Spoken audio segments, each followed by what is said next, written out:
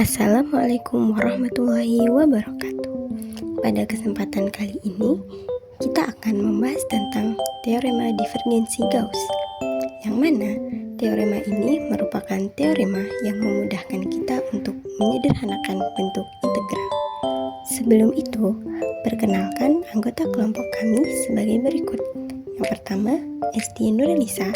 Yang kedua, Pramesti Diva Kartika. Lalu Audrey Aditya dan Atifah Ulia Aziza. Oke, sekarang kita masuk ke pengantar konsep teorema divergensi Gauss. Volume total per detik dari fluida yang keluar dari permukaan tertutup S dirumuskan sebagai berikut. Integral lipat 2 V N ds. Sedangkan volume per detik dari fluida yang keluar pada sebuah elemen volume dV dirumuskan sebagai berikut. Integral lipat 3 nebula V dV.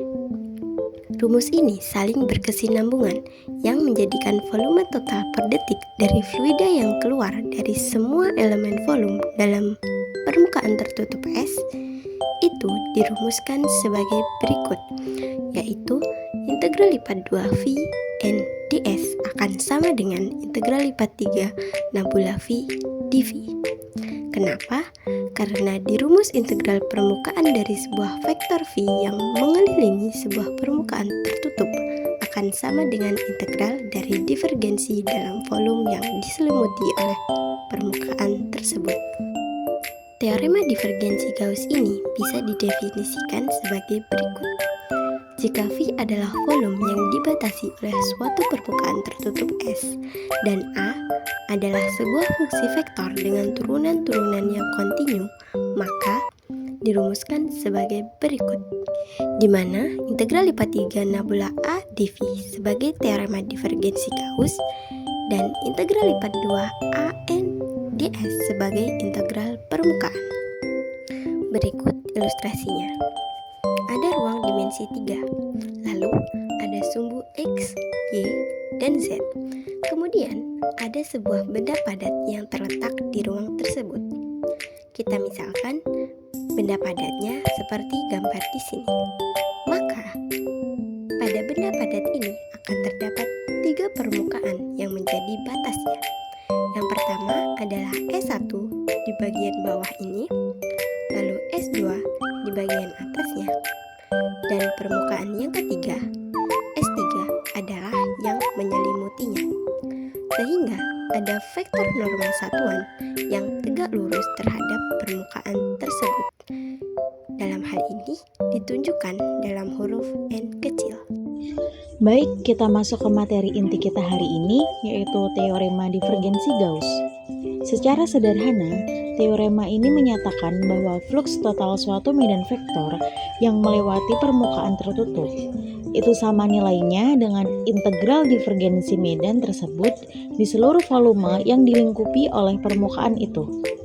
Jadi, ada 2 cara pandang terhadap hal yang sama dari sisi permukaan dan dari sisi volume, dan keduanya memberi hasil yang identik. Yang menarik, teorema ini bukan sekedar rumus matematika abstrak. Teorema ini menjadi dasar bagi 2 dari 4 persamaan Maxwell dalam elektromagnetisme. Jadi, implikasinya sangat luas, mulai dari fisika sampai teknik. Persamaannya kita tulis seperti ini.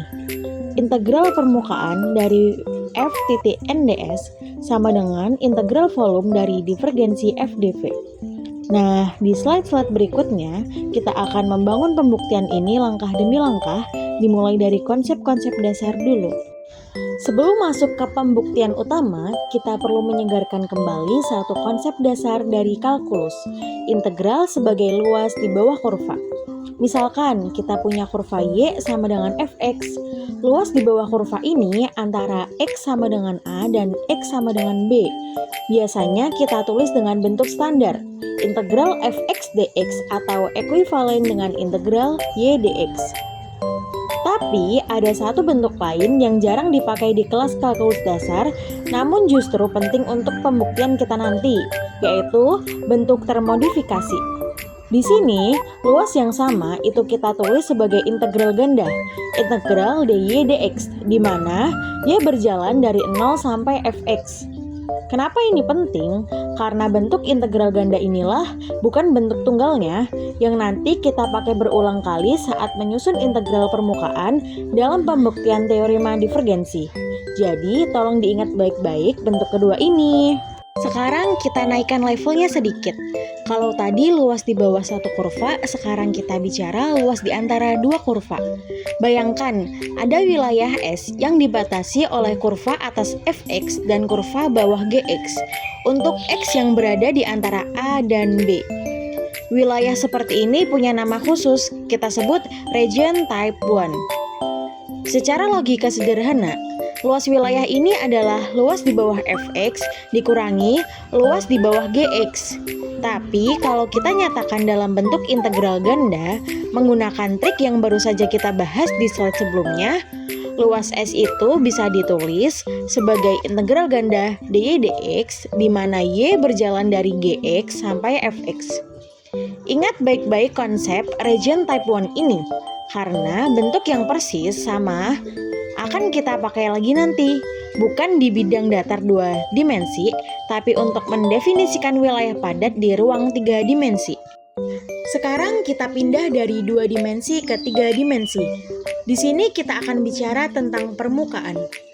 Sebuah permukaan di ruang 3 dimensi bisa kita nyatakan dengan fungsi posisi vektor R, U, V, di mana U dan V ini adalah parameter, bukan koordinat X, Y, Z langsung.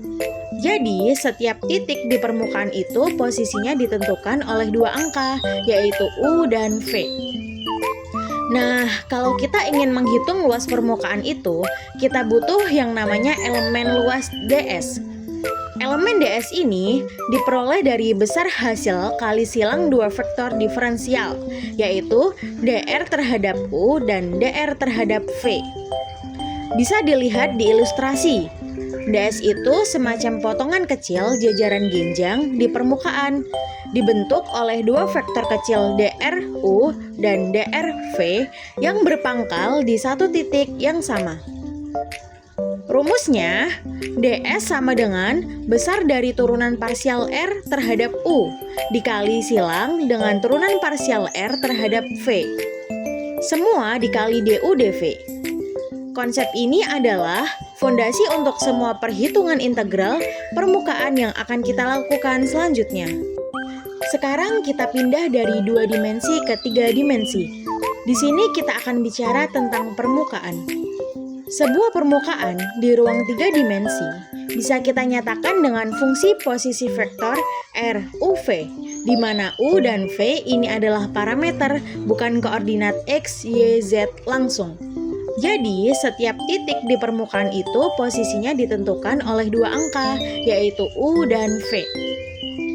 Nah, kalau kita ingin menghitung luas permukaan itu, kita butuh yang namanya elemen luas ds.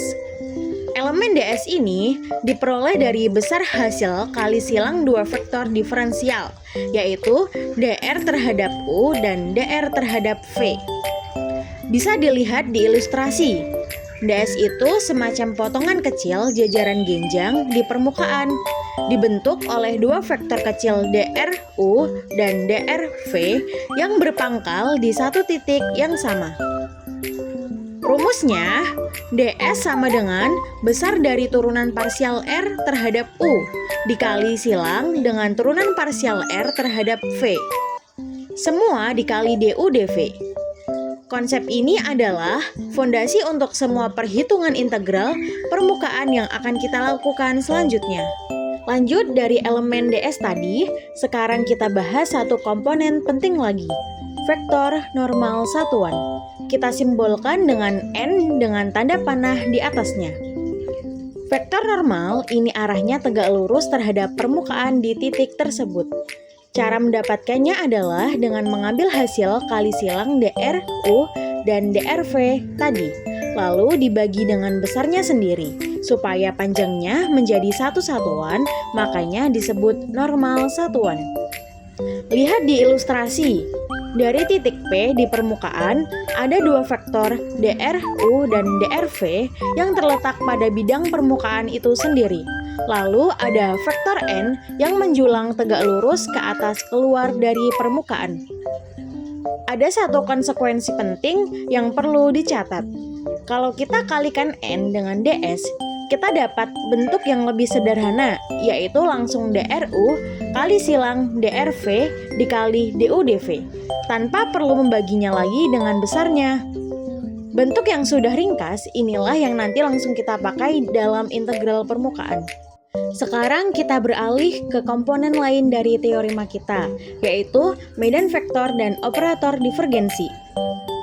Medan vektor F kita tuliskan sebagai kombinasi tiga komponen, A kali I ditambah B kali J ditambah C kali K. Di sini A, B, dan C adalah besaran pada arah sumbu X, Y, dan Z.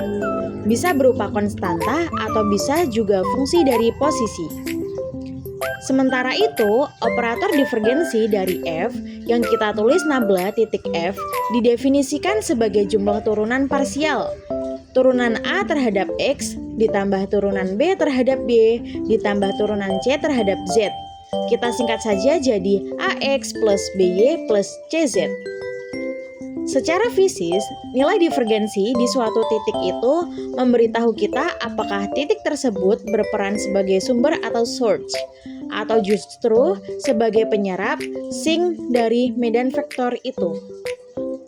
Nah, ini adalah kunci strategi pembuktian kita. Kalau kita substitusikan bentuk F ini ke persamaan utama, persamaan itu otomatis pecah menjadi tiga pasang suku untuk arah X, Y, dan Z. Kita tidak perlu membuktikan ketiganya satu persatu. Cukup buktikan satu pasang saja. Kita akan pilih pasangan C dan K pada sumbu Z, karena langkah yang sama persis nanti berlaku juga untuk sumbu X dan sumbu Y. Sekarang kita mulai menyiapkan panggung untuk pembuktian yang sesungguhnya. Kita perlu mendefinisikan dulu wilayah padat S yang akan kita gunakan. Wilayah S ini kita bangun dari dua permukaan. Permukaan atas yang kita sebut S1 dan permukaan bawah yang kita sebut S2.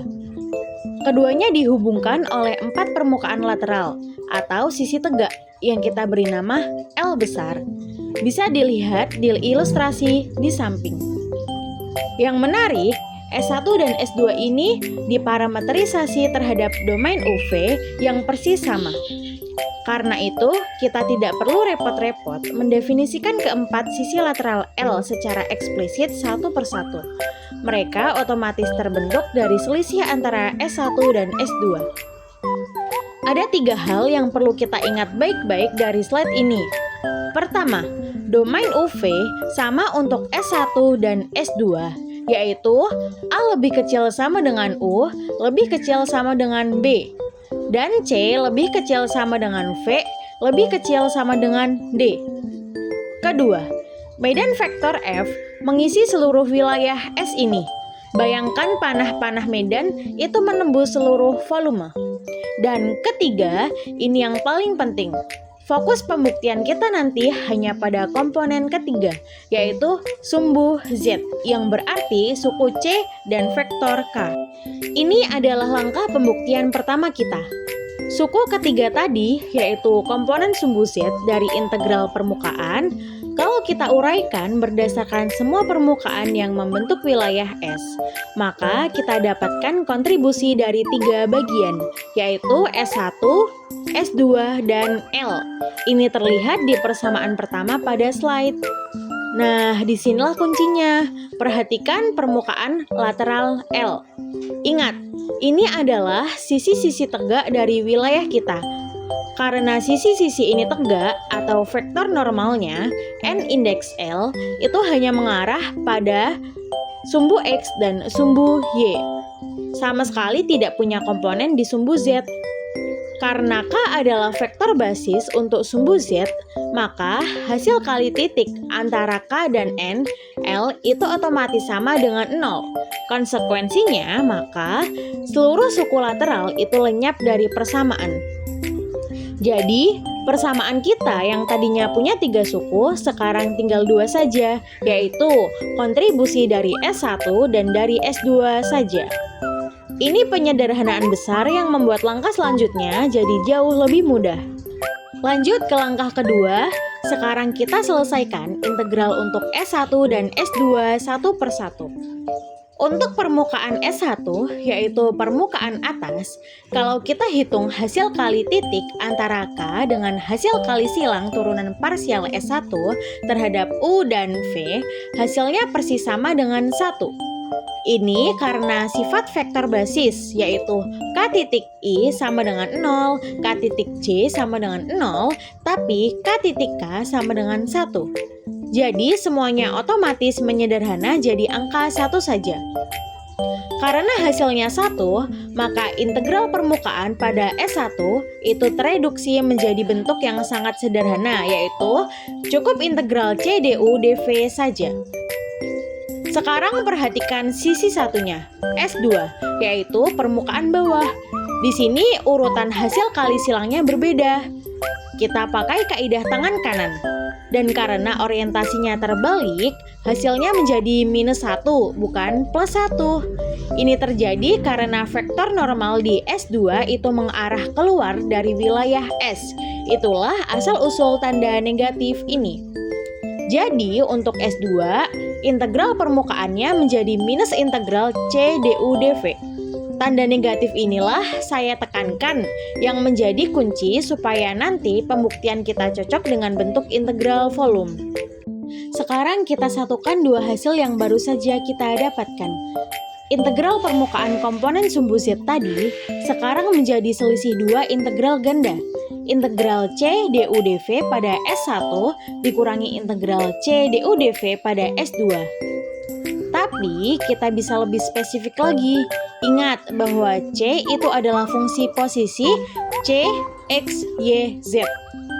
Karena posisi pada permukaan S1 itu ditentukan oleh Z sama dengan FUV, maka nilai C di S1 itu sebenarnya adalah C, UV, FUV. Sementara di S2, karena Z sama dengan G, UV, nilai C-nya menjadi C, UV, G, UV. Dengan menuliskan batas integrasinya secara eksplisit, yaitu U dari A sampai B dan V dari C sampai D, maka kita dapatkan hasil akhir untuk suku permukaan, yaitu integral ganda dari selisih C, UV, F, UV dikurangi C, UV, G, UV, DU, DV. Ini adalah bentuk final untuk sisi kiri persamaan kita, yaitu sisi permukaan. Langkah berikutnya kita akan bekerja di sisi kanan, yaitu sisi integral volume, dan kita akan buktikan bahwa hasilnya persis sama. Sekarang giliran sisi kanan persamaan kita, yaitu integral volume. Integral volume itu pada dasarnya adalah integral rangkap 3. Untuk wilayah S kita, dua sumbu X dan Y itu kita ganti dengan parameter U dan V. Sedangkan elemen volumenya, dV, menjadi du dv dz. Kita kerjakan dalam 3 langkah. Langkah pertama, kita tulis ulang integral volume Cz dv itu dalam variabel U, V, dan Z. Menjadi integral rangkap 3 dari turunan parsial C terhadap Z, du dv dz. Langkah kedua, perhatikan bahwa turunan parsial terhadap Z dan diferensial dz itu saling membatalkan, sehingga yang tersisa hanyalah dc saja. Jadi, integral terhadap Z itu berubah menjadi integral langsung terhadap C. Langkah ketiga, kita terapkan teorema dasar kalkulus. Karena batas Z-nya adalah dari G, UV sampai FUV, kita substitusikan batas-batas itu dan hasilnya adalah C, UVZ yang dievaluasi dari GUV sampai FUV. Maka hasil akhirnya persis sama bentuknya dengan yang kita dapatkan di sisi permukaan tadi, yaitu integral ganda dari selisih CUV, FUV dikurangi CUV, GUV, DU, DV. Kita sudah sangat dekat dengan garis finish. Dan sampailah kita di kesimpulan. Hasil dari sisi permukaan tadi dan hasil dari sisi volume yang baru saja kita hitung didapatkan keduanya identik. Artinya, untuk komponen sumbu Z saja, kita sudah membuktikan bahwa integral permukaan CK titik NDS itu sama dengan integral volume CZ dV. Nah, ingat strategi awal kita di slide medan vektor tadi? Karena langkah persis sama, ini berlaku juga untuk komponen sumbu X, yaitu suku A, dan komponen sumbu Y, yaitu suku B, maka ketiga pasang suku dari persamaan awal kita itu terbukti sama besar satu per satu. Kalau kita jumlahkan ketiga pasang suku itu, kita dapatkan hasil akhir, yaitu integral permukaan F titik NDS sama dengan integral volume divergensi F dV. Inilah teorema divergensi Gauss yang sudah kita buktikan langkah demi langkah dari awal sampai akhir. Yang menarik, langkah-langkah yang sama persis ini juga bisa diterapkan untuk dimensi lain, untuk berbagai bentuk wilayah lainnya. Jadi, apa yang kita pelajari hari ini adalah fondasi yang jauh lebih luas dari sekedar satu kasus khusus. Saya akan menjelaskan contoh soal yang pertama. Hitunglah integral permukaan ganda pada S dari A dot NDS, di mana A sama dengan 2X dikurangi ZI dikurangi X kuadrat YJ dikurangi XZ kuadrat K, dan S adalah permukaan kubus yang dibatasi oleh X sama dengan 0, X sama dengan 1, Y sama dengan 0, Y sama dengan 1, Z sama dengan 0, dan Z sama dengan 1. Untuk penyelesaiannya, dari batas-batas yang diberikan, terbentuk suatu kubus satuan dengan panjang sisi 1 yang merupakan permukaan tertutup. Karena S merupakan permukaan tertutup, maka untuk menyelesaikan soal ini kita dapat menggunakan teorema divergensi Gauss. Teorema ini digunakan karena yang dicari adalah fluks medan vektor yang menembus permukaan tertutup, yaitu permukaan kubus S.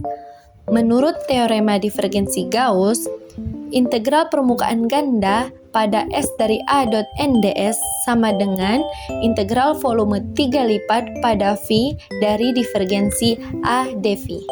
Selanjutnya kita hitung integral lipat 3 pada volume V dari divergensi V terhadap dV sama dengan integral dari 0 sampai 1, integral dari 0 sampai 1, dan integral dari 0 sampai 1 dari dot per dot XI ditambah dot per dot YJ ditambah dot per dot ZK, atau hasil kali titik dengan vektor 2X dikurangi ZI dikurangi X kuadrat YJ dikurangi XZ kuadrat K terhadap dx dy dz. Nah, sehingga diperoleh integral dari 0 sampai 1, integral dari 0 sampai 1, dan integral dari 0 sampai 1 dari 2 ditambah X kuadrat dikurangi 2XZ terhadap dx dy dz. Setelah diintegralkan terhadap X, diperoleh integral dari 0 sampai 1 dan integral dari 0 sampai 1 dari 2X ditambah X pangkat 3 per 3 dikurangi X kuadrat Z dengan batas 0 sampai 1 terhadap dy dz. Setelah memasukkan batas atas 1 dan batas bawah 0, diperoleh integral dari 0 sampai 1 dan integral dari 0 sampai 1 dari 7 per 3 dikurangi Z terhadap dy dz. Kemudian diintegralkan terhadap Y sehingga diperoleh integral dari 0 sampai 1 dari 7 per 3Y dikurangi ZY dengan batas 0 sampai 1 terhadap dz. Setelah memasukkan batas atas 1 dan batas bawah 0, diperoleh integral dari 0 sampai 1 dari 7 per 3 dikurangi Z terhadap dz. Kemudian diintegralkan terhadap Z sehingga diperoleh Z per 3 dikurangi Z kuadrat per 2 dengan batas 0 sampai 1. Nah, setelah memasukkan batas 1 dan batas bawahnya 0, kita peroleh hasil akhirnya yaitu 11 per 6. Visualisasi ini menunjukkan bahwa teorema divergensi menghubungkan besaran yang berada di dalam suatu volume dengan aliran yang keluar melalui permukaannya. Divergensi menggambarkan seberapa besar medan vektor menyebar atau keluar dari suatu titik di dalam volume. Jika seluruh nilai divergensi di dalam volume dijumlahkan melalui integral volume, maka hasilnya akan sama dengan flux total yang keluar melalui permukaan tertutup yang membatasi volume tersebut. Nah, dengan kata lain, jumlah sumber aliran di dalam volume sama dengan jumlah aliran yang keluar melalui permukaannya. Selanjutnya, pada contoh soal kedua ini, kita akan menghitung flux suatu medan vektor yang melewati permukaan tertutup berbentuk balok menggunakan teorema divergensi Gauss. Diketahui, medan vektornya adalah A dari X, Y, Z sama dengan 3XY kuadrat dikali vektor I ditambah YZ kuadrat dikali vektor J ditambah X kuadrat Z dikali vektor K. Pada soal ini juga diketahui bahwa balok berada di oktan pertama dan dibatasi oleh bidang X-nya itu 1, Y-nya itu 3, dan Z-nya itu 2.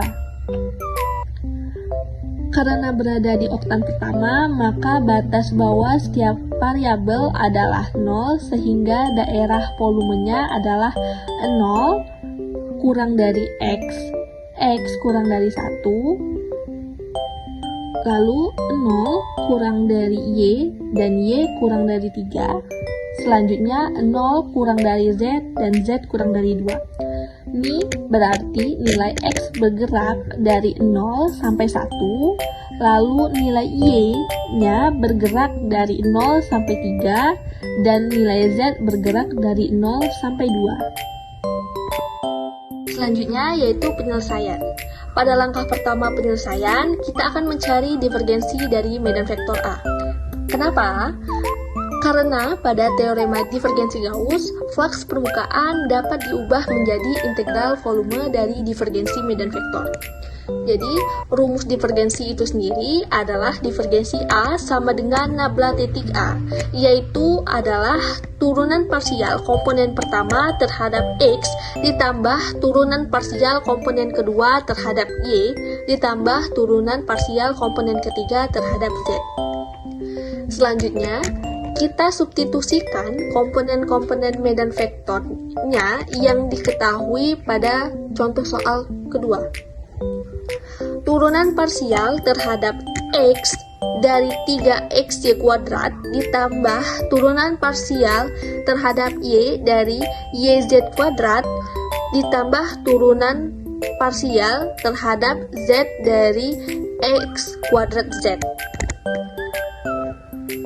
Selanjutnya, turunan pertama, turunan parsial terhadap X dari 3XY kuadrat sama dengan 3Y kuadrat.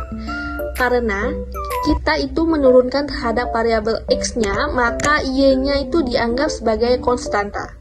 Lalu turunan keduanya, yaitu turunan parsial terhadap Y dari YZ kuadrat sama dengan Z kuadrat. Karena diturunkan terhadap Y, maka Z-nya itu dianggap sebagai konstan. Selanjutnya, turunan ketiga, yaitu turunan parsial terhadap Z dari X kuadrat Z sama dengan X kuadrat. Itu karena diturunkan terhadap Z, maka X-nya dianggap sebagai konstan. Selanjutnya, kita jumlahkan dari hasil dari ketiga turunan tersebut, sehingga divergensi medan vektor A adalah 3Y kuadrat ditambah Z kuadrat ditambah X kuadrat. Bentuk ini juga dapat ditulis menjadi X kuadrat ditambah 3Y kuadrat ditambah Z kuadrat. Kedua bentuk tersebut sama, hanya urutan penulisannya saja yang berbeda. Jadi, hasil yang akan kita masukkan ke dalam integral volume pada teorema divergensi Gauss adalah X kuadrat ditambah 3Y kuadrat ditambah Z kuadrat. Setelah divergensi diperoleh, langkah berikutnya adalah menyusun integral 3 lipat sesuai batas-batas volume balok dan menghitung nilai fluxnya. Nah, setelah diperoleh nilai divergensinya, langkah selanjutnya adalah memasukkannya ke dalam teorema divergensi Gauss. Jadi, teorema divergensi Gauss ini menyatakan bahwa flux medan vektor yang melewati permukaan tertutup sama dengan integral 3 lipat dari divergensi medan vektor pada volume benda, yang ditulis sebagai integral permukaan lipat 2 pada permukaan S dari A titik NDS sama dengan integral volume lipat 3 pada volume V dari divergensi AdV.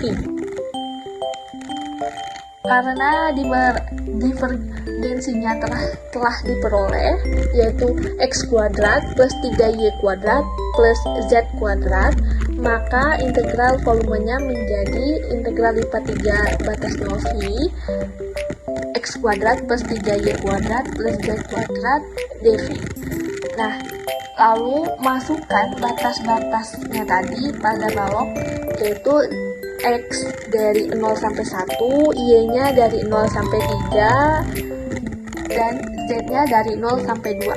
Sehingga diperoleh integral dari 0 sampai 1 terhadap X, integral dari 0 sampai 3 terhadap Y, kemudian integral dari 0 sampai 2 terhadap Z.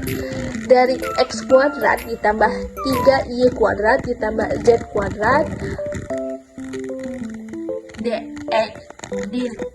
dz, dy, dx.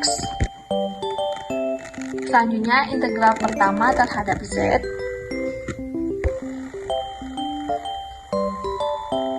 Integral dari 0 sampai 2 X kuadrat plus 3Y kuadrat ditambah Z kuadrat dz. Karena X dan Y-nya itu merupakan konstanta terhadap Z, maka hasil integralnya yaitu X kuadrat Z ditambah 3Y kuadrat Z ditambah sepertiga Z pangkat 3, terus dievaluasi dari 0 sampai 2. Kemudian substitusikan batas atas sama batas bawahnya, yaitu Z-nya itu kan sama dengan 2, berarti 2X kuadrat ditambah 6Y kuadrat plus 8/3. Terus untuk Z-nya itu kan 0, maka hasilnya 0. Selanjutnya integral kedua terhadap Y. Integral dari 0 sampai 3 terhadap Y dari 2X kuadrat ditambah 6Y kuadrat ditambah 8/3 itu jadi 2X kuadrat Y ditambah 2Y pangkat 3 ditambah 8/3Y, terus dievaluasi dari 0 sampai 3. Kemudian substitusikan, jadi Y-nya itu sama dengan 3, terus kita masukin 2X kuadrat kali 3 ditambah 2 kali 27 ditambah 8/3 dikali 3, maka hasilnya itu 6X kuadrat ditambah 54 ditambah 8. Nah, 54 ditambah 8-nya itu kita jumlahin, jadi hasilnya 6X kuadrat ditambah 62. Selanjutnya adalah integral ketiga terhadap X. Integral dari 0 sampai 1 terhadap X dari 6X kuadrat ditambah 62. Integralnya itu 2X pangkat 3 ditambah 62X, dievaluasi dari 0 sampai 1. Lalu substitusikan X-nya itu 1, maka 2 kali 1 pangkat 3 ditambah 62 kali 1, hasilnya itu 64. Dan untuk X-nya sama dengan 0, maka hasilnya 0, maka hasilnya 64 dikurangi 0 jadi 64. Jadi berdasarkan teorema divergensi Gauss, diperoleh bahwa flux medan vektor yang melewati seluruh permukaan baloknya itu adalah 64. Sekarang kita akan memasuki pembahasan mengenai divergensi dan curve. Namun, sebelum memahami kedua konsep tersebut, kita perlu memiliki pemahaman yang sama mengenai apa itu medan atau bidang vektor. Pada dasarnya, medan vektor adalah suatu fungsi yang mengaitkan setiap titik di dalam ruang dengan sebuah vektor yang memiliki besar atau arah tertentu. Jadi, jika kita memilih satu titik akan ada satu vektor yang menunjukkan arah dan besarnya pada titik tersebut. Vektor-vektor ini dapat merepresentasikan bagaimana fenomena fisika, misalnya kecepatan aliran fluida pada setiap titik di dalam sungai, arah dan besar gaya gravitasi di berbagai lokasi, ataupun arah dan kuat medan listrik maupun medan magnet. Pada banyak kasus di dunia nyata, medan vektor juga dapat berubah terhadap waktu. Sebagai contoh, kecepatan aliran air sungai dapat berubah karena adanya hambatan atau perubahan debit air. Begitu pula medan listrik dapat berubah ketika muatan listriknya bergerak. Namun, untuk mempermudah pembahasan kali ini, pada ilustrasi, kita akan menganggap medan vektornya itu tetap atau tidak berubah. Setelah memahami apa itu medan vektor, sekarang kita akan membahas konsep divergensi. Divergensi ini digunakan untuk mengukur seberapa besar suatu medan vektor menyebar keluar atau justru berkumpul ke dalam di sekitar suatu titik. Di dalam matematika, divergensi ini sendiri dinyatakan sebagai penjumlahan turunan parsial dari setiap komponen medan vektor terhadap sumbu yang bersesuaian. Nilai divergensi yang positif menunjukkan adanya sumber atau source, nilai negatif menunjukkan adanya penyerapan atau sinks, sedangkan nilai 0 menunjukkan bahwa tidak ada aliran bersih yang keluar maupun masuk. Dari ilustrasi-ilustrasi ini, kita bisa melihat bahwa ketika vektor-vektor menyebar keluar, divergensinya bernilai positif. Ketika vektor-vektor berkumpul menuju satu titik, divergensinya bernilai negatif. Sedangkan apabila aliran yang masuk dan keluar seimbang, maka divergensinya bernilai 0.